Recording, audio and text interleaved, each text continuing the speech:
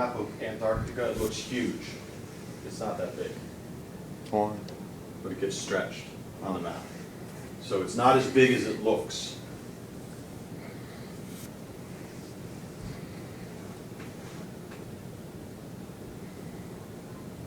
This is the second type of projection.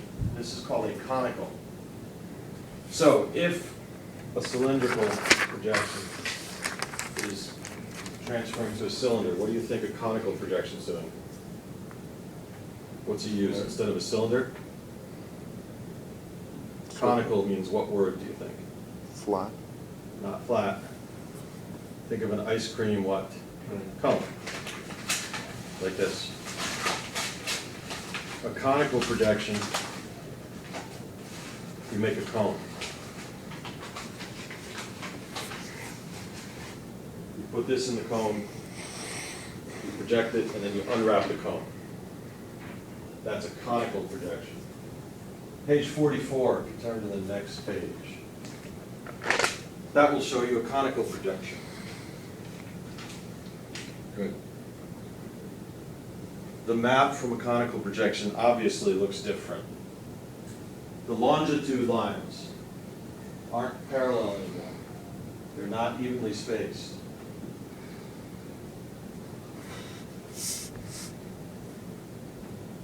Oops.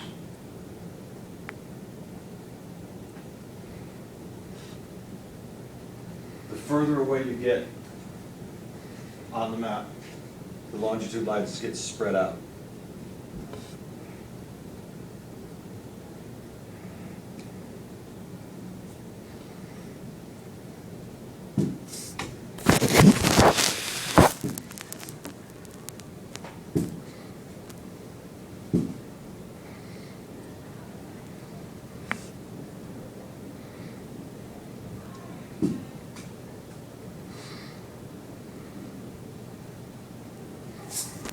Yes. Do you know what assembly's going on today?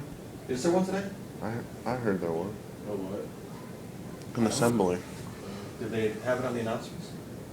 I just heard last period. Huh. I know the PEP assembly was Friday. I don't know. That's interesting, because we're not on an altered schedule. I did hear Friday, somebody said something about there was something today. That's what I heard. I just thought you might know. I don't, they tell the teachers last. Students usually know before the teachers. Usually if I need to know something, I ask the students. It's kind of crazy, but what can you do?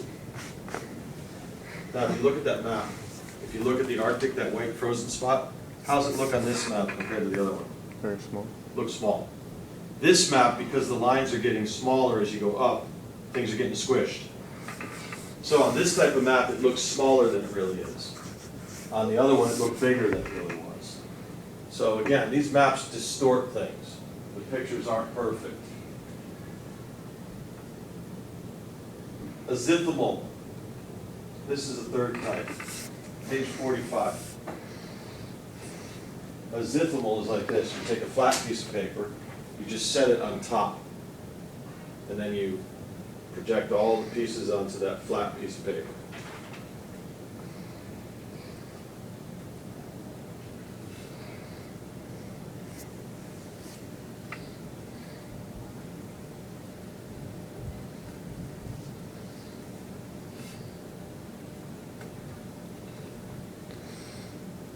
If you look at that frozen white spot, that's the most accurate map for that Arctic, because you sat the paper right on top of the Arctic.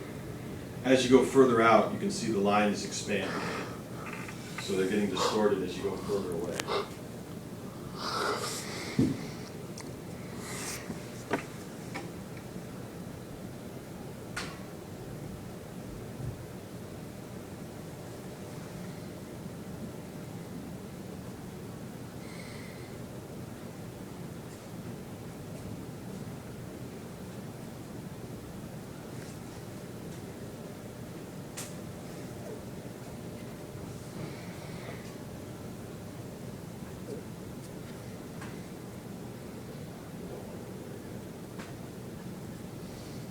With this type of map, wherever the point of the map touches, that's where it's most accurate. So if I wanted to look at the Arctic, I would put it right on top of the Arctic, the North Pole. If I wanted to look at the equator, I would do it this way. I would put it right on the equator. If I wanted to do it on Pittsburgh, I would do it like that. So this type of map you can use for one area. But if I make this map on the equator, further away I get, it's going to get more stretched. So if I look at this map of the equator, the Arctic, again, would be very distorted.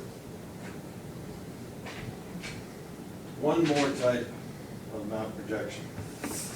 This is equal area. What they do here, I think, I didn't put a page number, but no, it's the same one. If you look at the bottom of page 45, equal area means on the map, everything is an equal size. They make all the squares the same size. Everything's distorted because they make the square the same size.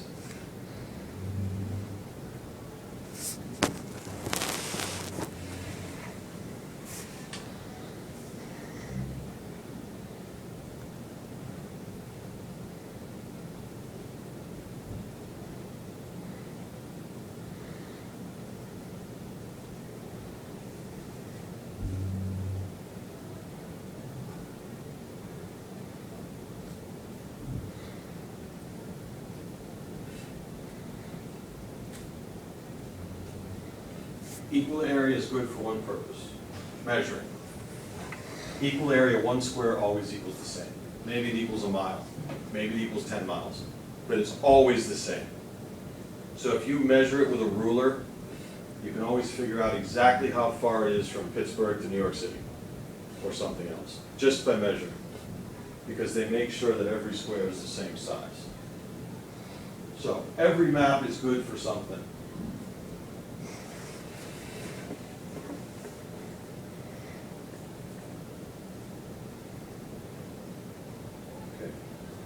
That.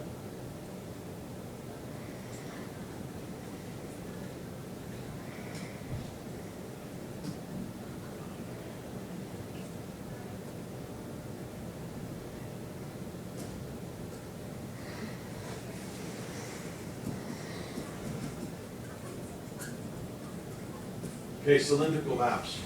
The best thing they're used for.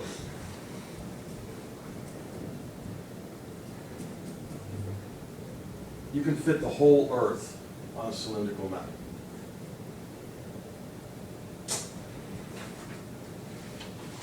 Because I can put that Earth in the middle of that cylinder, I can get the whole Earth on one map. That's what it's good for.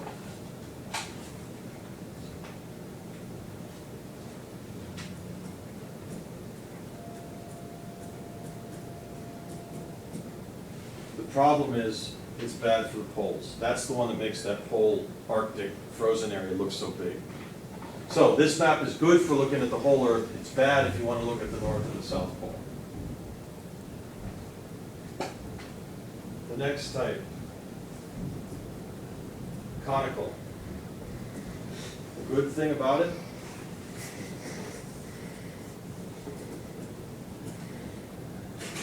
less distortion than a cylindrical. What's a bad thing? If I put that cone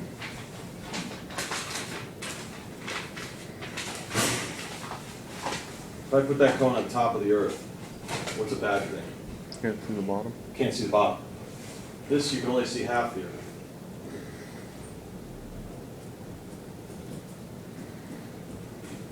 So it's good because it's less distorted. It's bad because you can't look at the whole Earth at once. Next type.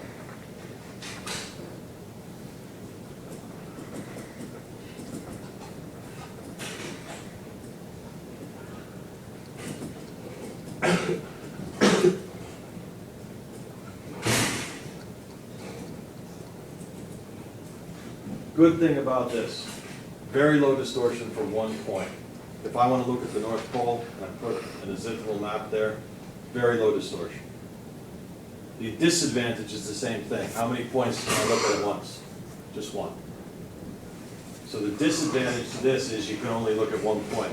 The advantage is that one point is not distorted. And the last one.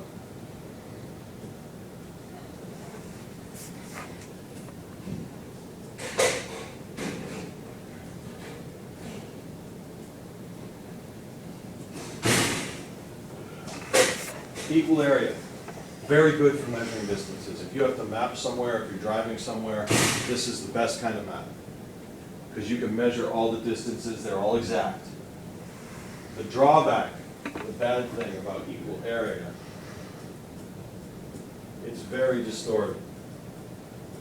It doesn't look right, the sizes are wrong. So, every map has good things and bad things. Which is the best map to use?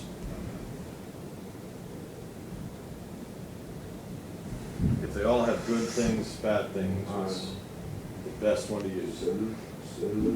It's sort of a trick question. None. There isn't one. There's no perfect one. It depends on which you want to use. If I'm driving somewhere and I got to measure distance, the best one would be equal area. If I need to see the whole Earth, the best one would be cylindrical. There's no best map. It always depends on what you're doing. So there is no best. Let's see if I get back where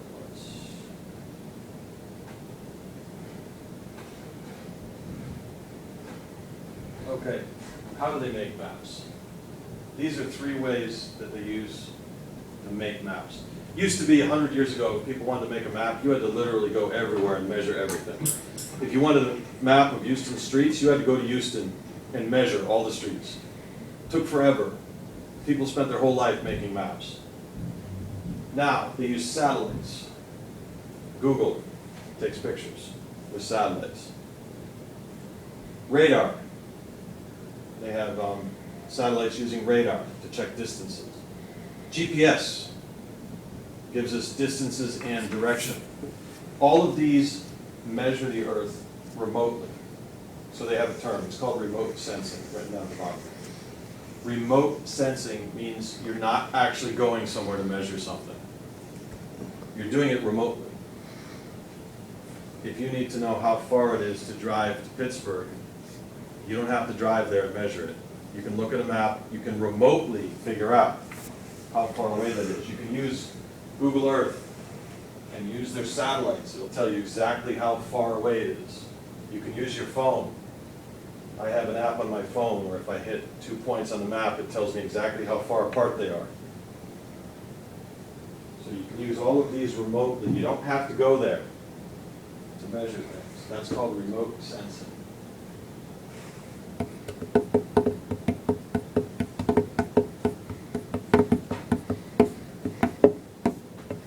Questions? We went through that really quickly, but it's a lot of information. That's all I want to do today. So you guys can chill out. I have all your worksheets, I think, from both of you, which is great. Midterms, or mid-market notices are going out for Ds and Fs. Neither one of you has a D or an F, so you're not getting one, which is great. So everything's going good. So if you got other work to do, you can do that. You can just chill out, whatever you want.